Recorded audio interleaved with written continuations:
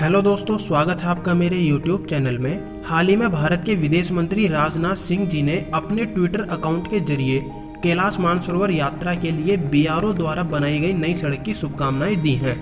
वो सड़क कहां पर है, किन किन जगह को आपस में जोड़ती है और वो सड़क कब से बन रही है, ये सभी बातें मैं आपको बताऊंगा। लेकिन उससे पहले जानते हैं कैलाश मानसरोवर यात्रा के बारे में। दोस्तों, वीडियो को पूरा देखिए क्योंकि इस वीडियो में आपको कैलाश मानसरोवर यात्रा की पूरी जानकारी मिलने वाली है। कैलाश मानसरोवर यात्रा के बारे में 3 सबसे बड़ी बातें ये हैं कि यह सिर्फ हिंदू धर्म में ही नहीं बल्कि बौद्ध, जैन और बौद्ध धर्म में भी पूजनीय है। बौद्ध धर्म को मानने वाले लोग तिब्बत में ही रहते हैं। दूसरी बात, कैलाश पर्वत भारत में नहीं बल्कि चीन में है। और तीसरी सबसे बड़ी बात यह है कैलाश पर्वत पर पहुंचने के लिए आपको उत्तराखंड में स्थित सभी पर्वत श्रृंखलाओं को पार करना पड़ता है।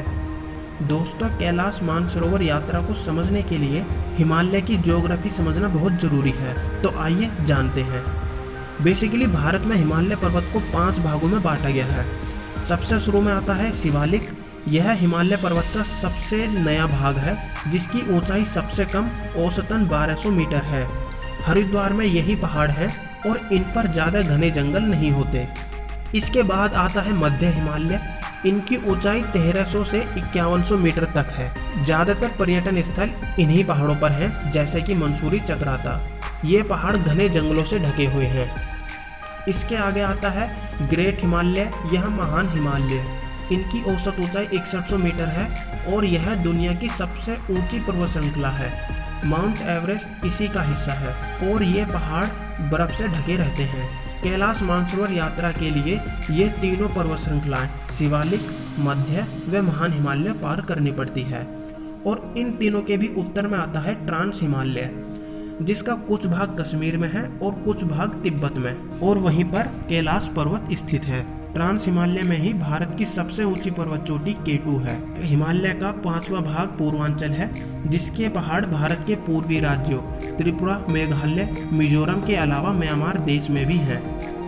कैलाश पर्वत उत्तराखंड और नेपाल बॉर्डर के ठीक नॉर्थ की तरफ पड़ता है, जिसकी बॉर्डर से सीधी दूरी 100 किलोमीटर है। कैलाश पर्वत के दक्षिण में 2 झीलें हैं। वेस्ट साइड राक्षस ताल, जो कि खारे पानी की झील है, और ईस्ट साइड मानसरोवर झील, जो कि मीठे पानी की झील है। मानसरोवर झील में हिंदुओं की बहुत ज़्यादा आस्था है, इसीलिए ही इस यात्रा को कैलाश मानसरोवर यात्रा बोला जाता है।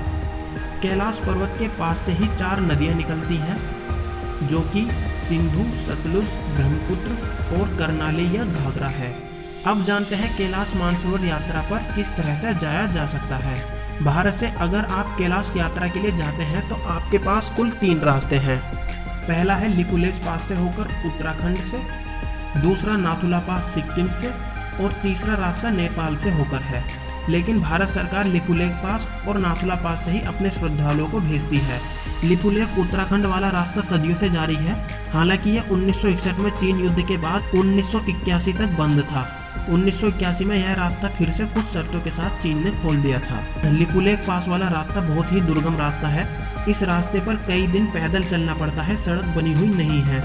इसीलिए सीनियर सिटीजन को लिए यह रास्ता बहुत ही मुश्किल था और ज़रूरत थी एक आसान रास्ते की। और आखिरकार मोदी जी के प्रयास से 2014 में भारत को कैलाश मानसरोवर यात्रा के लिए एक नया रास्ता मिलता है, जो कि नाथुला पास से होकर जाता है। सीनियर सिटीजन को इसी रास्ते से भेजा जाता है और इस रास्ते में जहाँ तक मुझे जानकारी है कोई ट्रैकिंग नहीं पड़ती है। आप सीधे कार से चीन बॉर्डर तक जा सकते हैं। दोस्तों, नाथुला पास वाला रास्ता बहुत बढ़िया था, लेकिन उस रास्ते से कैलाश मानसरोवर यात्रा पर जाने के लिए पूरे नेपाल का चक्कर लगाना पड़ता था। दोस्तों, आगे बढ़ने से पहले मैं आपको बता देता हूँ कि लिपुलेख पास और नाथुला पास में पास शब्द क्या होता है। किसी भी पर्वत में पास वह जगह होती है जहां उस पर्वत की ऊंचाई कम हो और वहां से उसके पार जाया जा सके। तो लिपुलेख पास और नाथुला पास ये वो जगह हैं जहां से ग्रेट हिमालय को पार कर सकते हैं। अब आते हैं लिपुलेख पास वाले रास्ते पर। क्योंकि दोस्तों नई सड़क इसी पर बनी है, इसलिए इसी के बारे में हम बात कर रहे हैं। लिपुलेख पास से जाने वाले श्रद्धालुओं को दिल्ली से नैनीताल होते हुए अल्मोड़ा और अल्मोड़ा के बाद मिर्ती के ITBP कैंप में रुकना पड़ता है। इसके बाद नेपाल सीमा पर काली नदी के किनारे बसे धारचूला में और यहाँ से आपको काली नदी के किनारे किनारे ही सफर करना होगा, काली नदी के उद्गम स्थल तक, जो कि है काला पानी। धारचूला से थोड़ी सी आगे एक जगह है घट्टाबगढ़, वहाँ तक आप किसी भी वाहन तक जा सकते हैं, लेकिन उसके बाद आपको 80 किलोमीटर पैदल ही चीन सीमा तक यानी लिपुलेख पास तक जाना पड़ता था। अब इस पैदल रास्ते घट्टाबगढ़ से लिपुलेख पास तक के पैदल रास्ते को ही वाहनों के लिए बना दिया गया है और इसी रास्ते की विदेश मंत्री जी ने शुभकामनाएं दी हैं, यानी कि अब आप सीधे लिपुलेख पास तक कार से जा सकते हैं। इस 80 किलोमीटर की सड़क का काम 1999 में शुरू हुआ था। हालांकि 2014 में इस सड़क के निर्माण में बहुत तेजी आ गई। इस सड़क को बनाने में अभी तक 408 करोड़ रुपए खर्च हुए हैं और इस दौरान इस सड़क के निर्माण में 9 लोगों की जान गई है, जिनमें एक जूनियर इंजीनियर, 2 ऑपरेटर और 6 स्थानीय मजदूर थे। पहले लिपुलेख पास से कैलाश मानसरोवर यात्रा में कुल 21 दिन लगते थे आने और जाने में।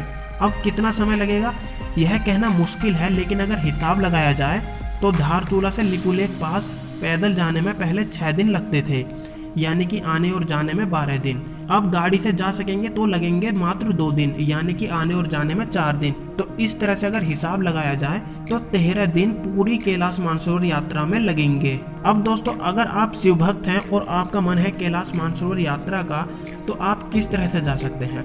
सबसे पहली बात, आपके पास पासपोर्ट होना चाहिए क्योंकि आप दूसरे देश में जा रहे हैं। उसके बाद आपको कैलाश मानसरोवर यात्रा की वेबसाइट kmy.government.in पर जाकर रजिस्ट्रेशन करना होगा। यह फुल ऑनलाइन प्रोसेस है। कैलाश मानसरोवर यात्रा के लिए आपकी उम्र 18 से 70 वर्ष के बीच में होनी चाहिए। कैलाश मानसरोवर यात्रा की एक बड़ी बात यह है, इस यात्रा के लिए आपको रुकने, जाने व खाने पीने का सभी इंतजाम गवर्नमेंट की तरफ से होता है। इसलिए शुरू में ही आपको अपनी यात्रा का पूरा खर्च जमा कराना पड़ता है, जो कि लिपुलेख पास के लिए 1,80,000 और नाथुला पास के लिए 2,50,000 प्रति व्यक्ति है। सड़क बनने के बाद लिपुलेख पास का नया खर्चा क्या होगा, अभी इसके बारे में कोई जानकारी नहीं है। लिपुलेख पास से हर साल श्रद्धालुओं के 18 जत्थे जाते हैं, जिनमें प्रत्येक जत्थे में 60 श्रद्धालु होते हैं। ऐसे ही नाथुला पास से 10 जत्थे तथा उन प्रत्येक में 50 श्रद्धालु होते हैं। यात्रा के लिए अप्रैल में रजिस्ट्रेशन शुरू हो जाते हैं और जून, जुलाई, अगस्त में यात्रा होती है। इस साल यानी 2020 में अभी तक यात्रा की कोई घोषणा नहीं हुई है और हो सकता है कोरोना की वजह से इस साल यात्रा ना हो। तो दोस्तों, ये थी आज की वीडियो। उम्मीद करता हूँ ये वीडियो आपको अच्छी लगी होगी। वीडियो को लाइक, कमेंट, शेयर जरूर करें और चैनल को सब्सक्राइब करना ना भूलें।